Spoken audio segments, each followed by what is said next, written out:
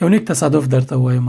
یو څو شېبې مخکې مې یو کتاب مطالعه کوه، حسن بصري رحمه الله قول راخیستی چې پکې وایي د قرآن کریم په 90 شاوخوا ځایونو کې مې ولوستل چې الله پاک فرمایلی چې د انسان روزي تقدیر ما ټاکلی دی. انسان ته زه روزي ورکوم، د انسان د روزي تقدیر زما په لاس کې دی، تدبیر او تنظیم. په یو ځای کې مې ولوستل چې الشیطان یعدکم الفقر، شیطان تاسې له فقر نه ډاروي. دا مې ولوستل. بیا حسن بصري پکې فرمایي چې څنګه مونږ د الله پاک 90 ځایه 90 خبرې یا 90 موقع کې چې خبره کړي هغه له پامه غورځو، او یو ځای چې شیطان مونږ ډارولي یا مونږ ډاروي په هغې باندې مونږ تمرکز کوو یا ډاریږو یا تشویش لرو. دا په دې معنا نه ده چې مونږ دې کار نه کوو، کوشش دې نه کوو، زحمت دې نه وباسو. نه، په مونږ باندې عمل شته، خو تقدیر الله پاک ټاکلی دی. کله چې الله پاک یو تقدیر ټاکلی ته چې منډه کې دغه کار دپاره الله پاک توفیق هم درکوي، هغه کار ترلاسه کې الله پاک ته کومه روزي چې ټاکلی هغه درکوي. بیا مې ورپسې څو شېبې وروسته د قرآن کریم د غږیزې ژباړې دپاره د آیتونو هم فهمه کولو، د ژباړې هم فهمه کولو دپاره دغه متن لیکه. همدغه آیت ته تصادف برابر شوم، یعنې زه نه پوهېدم چې دغه آیت به مې مخې ته راځي.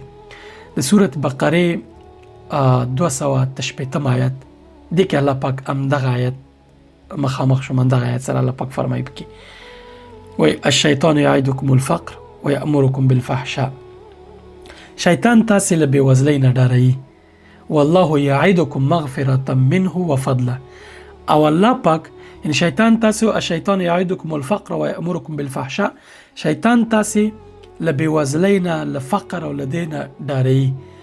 والله یعدکم مغفرة منه وفضله، او الله پاک بخشش او پیرزوینه ته تاسې هیلهمن کوي. والله واسع علیم، الله پاک د ډیر پراخ لاس خاوند دی او پوه دی.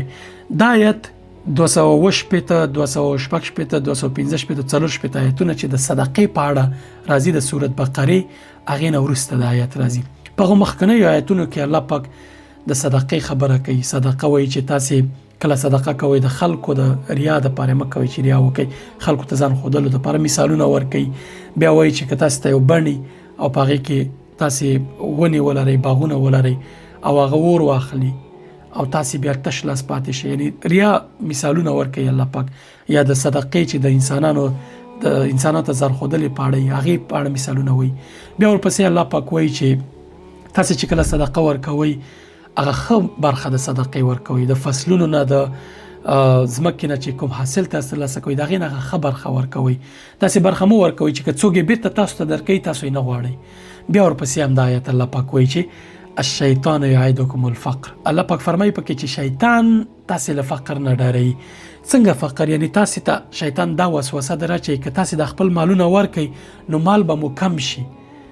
تاسو که دا ښه برخه د مال خپله ورکوئ، یو برخه هغه عشر او زکات او دغه د خپل مالونه وباسئ، نو تاسې به مال کم شي. دا شیطان تاسې ډاروي، تاسو به غریبان شئ، بیا به تاسې څه کوئ؟ نه، الله پاک وایي چې شیطان تاسې ډاروي دغه بېوزله کېدو نه، بلکې الله پاک تاسې خپل مغفرت او خپل دغه ته رابولي، دغه مال به درته زیاتوي. ډېرو ځایونو کې الله پاک دا ویلي چې که تاسو صدقه ورکوئ الله پاک به د هغې څو چنده تاسو ته درکړي. په هغه یو آیت کې راځي چې د همدې آیتونو مخکې آیتونو کې راځي الله پاک وایي د صدقې مثال داسې دی چې محاسبه ورته وکړي د یوې صدقې اجر الله پاک زیات تا ته درکوي، او الله پاک ستا په مال کې برکت اچوي، الله پاک ستا مال لا ډېروي. نو د شیطان دغه وسوسې ته تن مه ورکوئ.